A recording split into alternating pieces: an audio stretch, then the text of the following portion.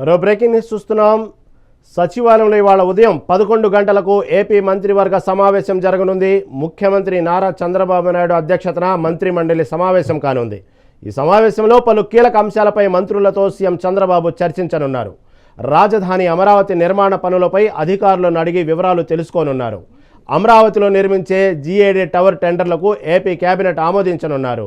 HOD 4 టవర్ల టెండర్లకు green signal ఇవ్వనున్నారు. అమరావతిలో చేపట్టిన వివిధ పనులకు త్వరగా పూర్తి చేసేలా అధికారులకు ఆదేశాలు ఇవ్వనున్నారు సీఎం చంద్రబాబు.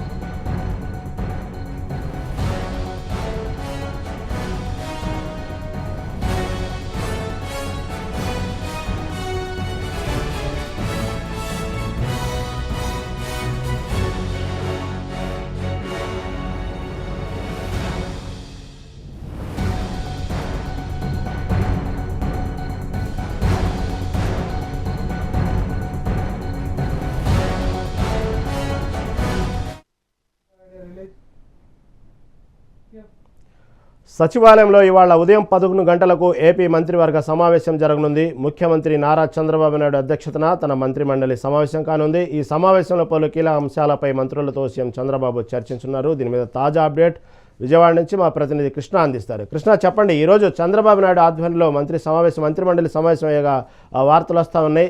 ఏ విషయాల మీద నిర్ణయాలు తీసుకునే అవకాశం ఉంది? తాజా అప్డేట్ ఏంటి? ఈ రోజు ముఖ్యమంత్రి చంద్రబాబు అధ్యక్షతన 11 గంటలకు ఈరోజు విజయవాడ సచివాలయంలో అయితే కేబినెట్ సమావేశం నిర్వహించున్నారు.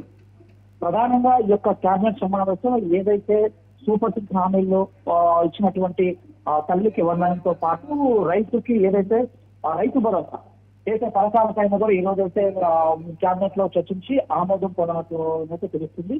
ప్రధానంగా ఇప్పటికే ఏదైతే ఇచ్చినటువంటి ఈ నెల 12వ తేదీ నుంచి వాటి పాఠశాలకు వెళ్ళే విద్యార్థులంతా కూడా పాఠశాలకు జూన్ 12 నుంచి జాయిన్ అవుతారు. ఆ రోజే తల్లికి వందనం వేయాలని చెప్పేసి కూడా ముఖ్యమంత్రి అయితే ఇప్పటికే నిర్ణయం చేసుకున్నారు. ఈ నేపథ్యంలో ఈ నెల ఏదైతే ఉందో దాన్ని తల్లికి వందనం ఒక సంబంధించినటువంటి అన్ని కూడా తల్లుల ఖాతాలో వేసినట్లయితే ప్రధానంగా తెలుసు. దానిపైన అయితే సుదీర్ఘంగా చర్చించినట్టు తెలుస్తుంది. దాంతో పాటు ఏదైతే ఆగస్టు 15 నుంచి మహిళలందరూ కూడా ఉచిత బస్సు ప్రయాణం ఇప్పటికే అనౌన్స్ చేస్తారు. దానికి సంబంధించి ఈ రోజు జరిగే కేబినెట్ లో చర్చించి దానిపైన కూడా తీర్మానం అయితే చేయనట్టు తెలుస్తుంది.